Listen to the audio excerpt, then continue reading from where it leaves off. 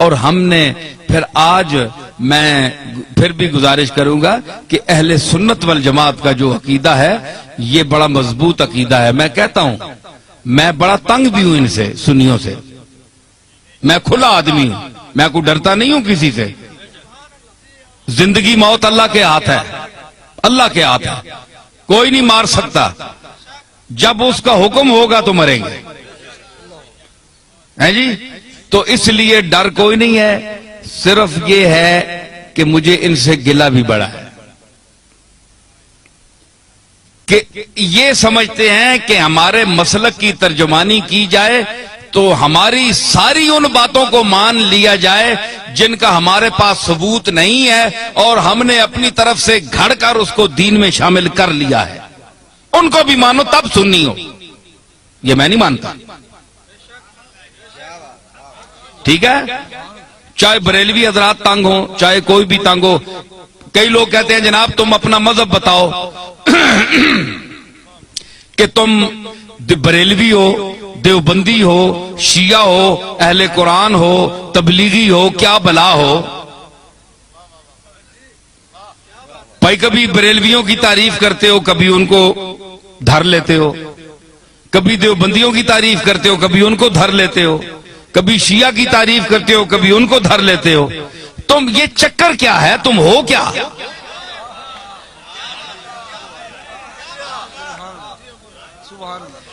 ہے جی. آج میں آپ کو بتاتا ہوں میں کیا ہوں. دیکھیں صاحب، یہ ان کا سوال بجا ہے کہ یہ سارے لوگ ان کی تعریف کرتے ہیں اور کبھی جو بہت خوش ہوئے ہوتے ہیں وہ دیوبندی بھی کہتے ہیں یار یہ تو ہمارا آدمی ہے، یہ دیوبندی ہے. وہ دوسرا خطاب سنتے ہیں وہ کہتے ہیں تب تن کے رکھ چھوڑیا سسا. بریلوی کہتے ہیں جناب یہ ہمارا ہے، تو دوسرا خطاب سنتے ہیں اس میں کوئی ان کی بات ہوتی ہے، ان کو دھر لیتا ہوں، وہ کہتے ہیں یہ گیا، یہ تو کچھ بھی نہیں ہے، ہمارا تو نہیں ہے. شیعہ کہتے ہیں اہل بیت کی تعریف اس سے بڑھ کر کسی نے کی نہیں، کبھی ان کو بھی کوئی چٹکی لگا دی، وہ کہتے ہیں یار ہمیں بھی ہماری خبر بھی لے گیا. اہل قرآن، تبلیغی، اہل حدیث تعریف بھی کرتا ہوں، مذمت بھی کرتا ہوں. وہ کہتے ہیں یہ چیز کیا ہے، یہ ان کی معجون مرکب کیا ہے، حدود اربع ان کے کیا ہے. تو میں گزارش کروں، بات یہ ہے کہ میرا کوئی ذاتی مذہب نہیں ہے، نہ آپ کا کوئی ذاتی مذہب ہونا چاہیے.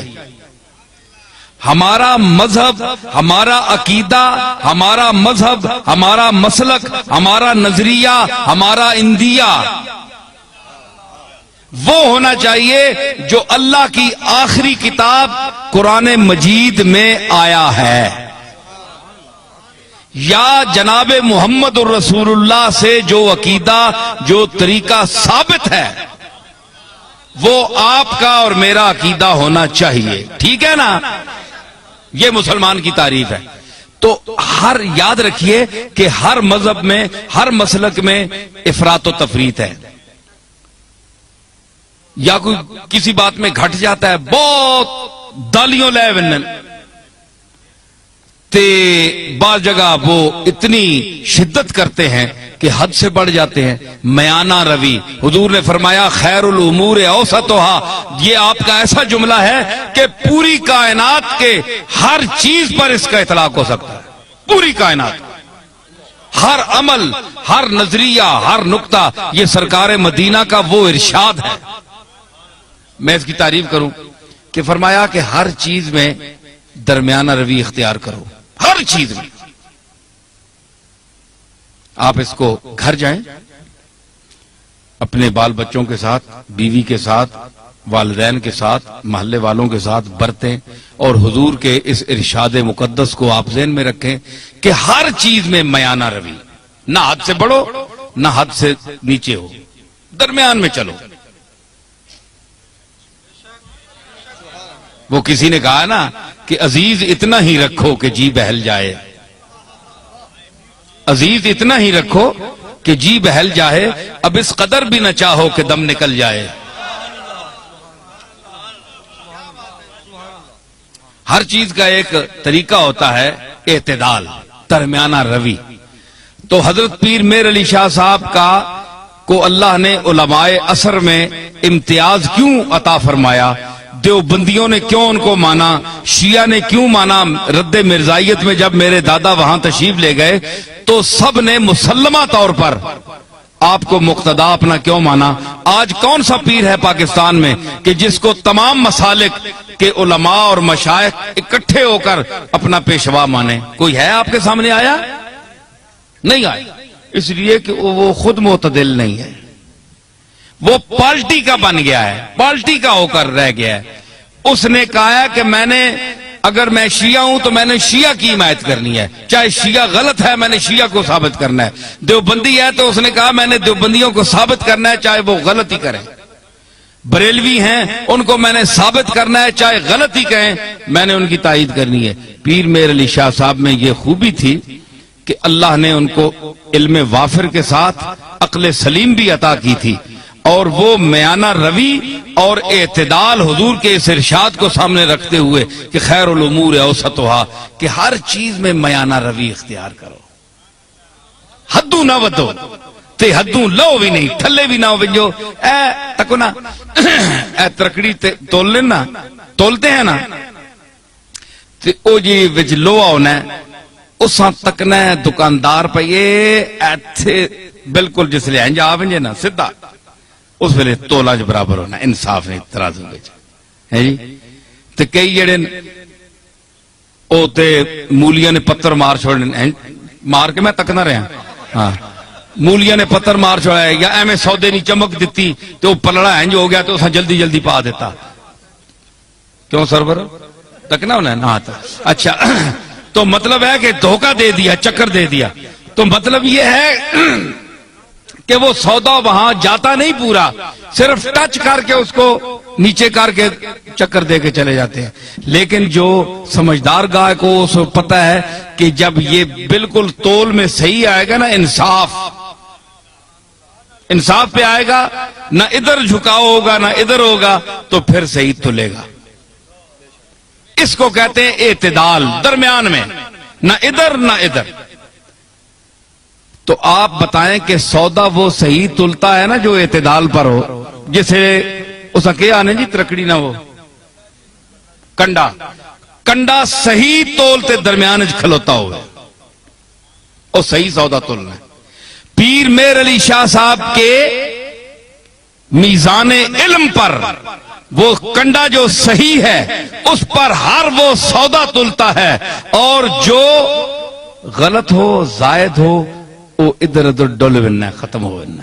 لوگ آ رہے جناب پیر صاحب عجیب آدمی ہے، کسی کو انہوں نے کافر نہیں کہا، کسی کو مشرک نہیں کہا، کسی کے خلاف فتویٰ نہیں دیا، سب کو کہتے ہیں مسلمان ہیں، لیکن یہ ذرا ٹھیک کر لو، یہ ٹھیک کر لو، یہ غلط ہو تم، یہ غلط ہو، یہ ذرا ٹھیک ٹھاک کر لو، باقی تم ٹھیک ہو۔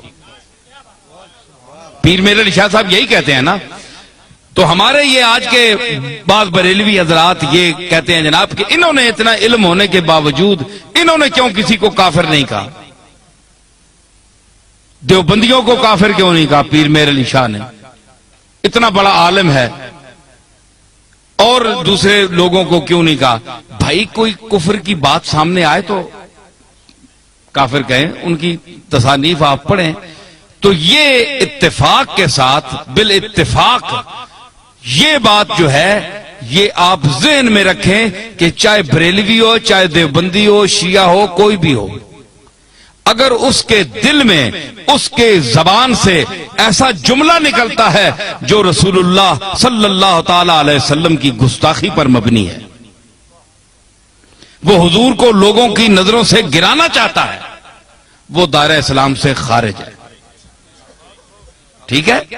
باقی ہمارے بزرگوں کو نہ ماننے والا کافر نہیں ہوتا، ٹھیک ہے نا جی؟ ہمارے بزرگوں کو نہ مانے، کوئی داتا صاحب کو نہ مانے، وہ اللہ خود ہی منوا لے گا، وہ خود ہی پکڑے گا۔ اگر اللہ کے مقبولوں کے ساتھ کوئی زبان درازی کرتا ہے تو اللہ بڑا غیرت مند ہے، وہ نہیں چھوڑتا۔ اس نے کہا تھا بس تجربہ کر دیم دری دیر مکافات، با درد کشاں ہر کے در افتاد بر افتاد۔ حافظ نے کہا کہ ہم نے اس دائر مکافات میں بڑا تجربہ کیا ہے۔ یہ دائر مکافات ہے نا، بدلہ یہی مل جاتا ہے انسان کو، جو کسی کا حق دبائے، جو یتیموں کا مال کھائے، کتنے گیا وہ شکیل؟ ٹھیک ہے خلیل، ٹھیک ہے نا؟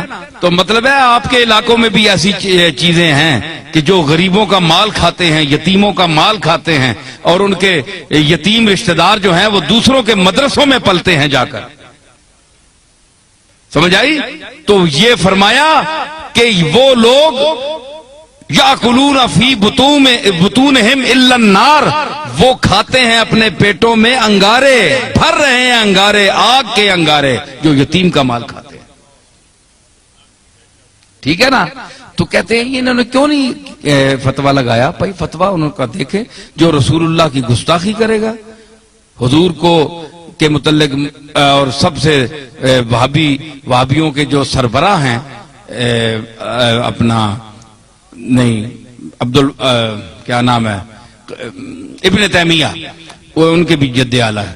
تو مطلب ہے عقیدے میں جد اعلیٰ ہے. تو ابن تیمیہ جیسا آدمی، اس نے لکھا کہ ایک ہے کپڑے کا میلا ہونا، ایک ہے حکارت سے کوئی گئی سٹ ہے ایویں ترکیا میلا ہے، ذہن میں اس کو حقیر کہے، ذہن میں یہ عقیدہ رکھے کہ میں اس کی حکارت کر رہا ہوں.